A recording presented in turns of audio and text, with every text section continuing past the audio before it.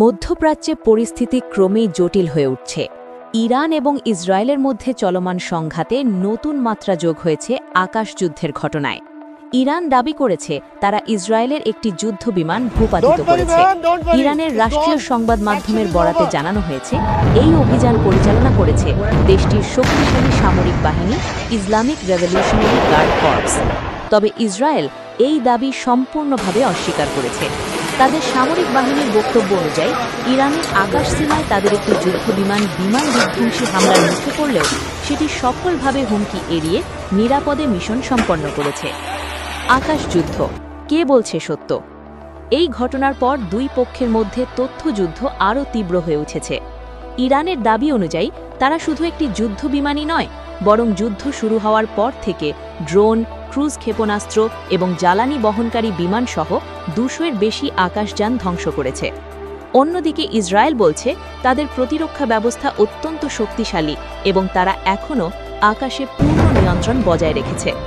বিশেষজ্ঞদের মতে যুদ্ধের সময় এই ধরনের পরস্পর বিরোধী দাবি খুবই স্বাভাবিক।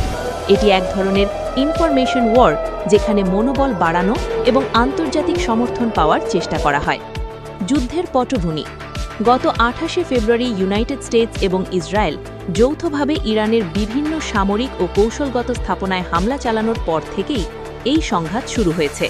তারপর থেকে পাল্টাপাল্টি হামলা, ক্ষেপণাস্ত্র নিক্ষেপ এবং ড্রোন আক্রমণে পুরো অঞ্চল অস্থিতিশীল হয়ে উঠেছে। রাশিয়ার প্রবেশ, বড় কৌশলগত বার্তা। এই পরিস্থিতির মধ্যেই রাশিয়া সরাসরি ইরানের পাশে থাকার ঘোষণা দিয়েছে। রুশ প্রেসিডেন্ট ভ্লাদিমির পুতিন নওরোজ উপলক্ষে ইরানের জনগণকে শুভেচ্ছা জানিয়ে বলেন, মস্কো সবসময় তেহরানের একনিষ্ঠ বন্ধু এবং নির্ভরযোগ্য অংশীদার। ক্রেমলিনের বিবৃতিতে আরও বলা হয়েছে, বর্তমান সংকটের সময় ইরানকে সমর্থন দেওয়া অব্যাহত থাকবে।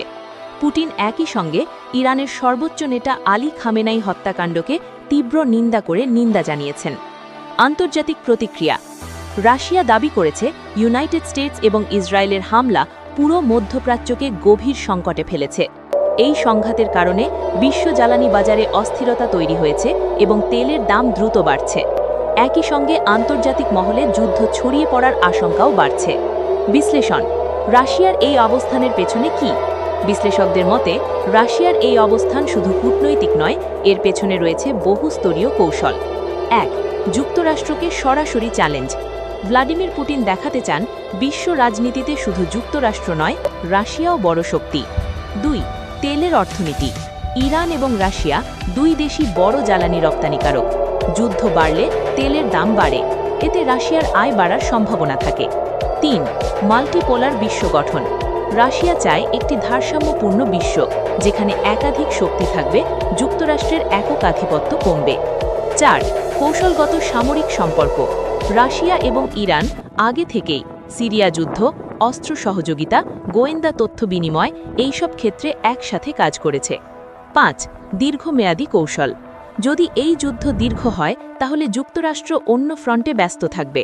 ইউক্রেন ইস্যু থেকে মনোযোগ সরে যেতে পারে, এতে রাশিয়া কৌশলগত সুবিধা পাবে। বিশ্ব কোথায় যাচ্ছে? বর্তমান পরিস্থিতি বিশ্লেষণ করলে দেখা যায়, একদিকে সরাসরি সামরিক সংঘাত, অন্যদিকে বড় শক্তিগুলোর কৌশলগত অবস্থান। এই দুয়ের মিলনে পরিস্থিতি দ্রুত জটিল হয়ে উঠছে।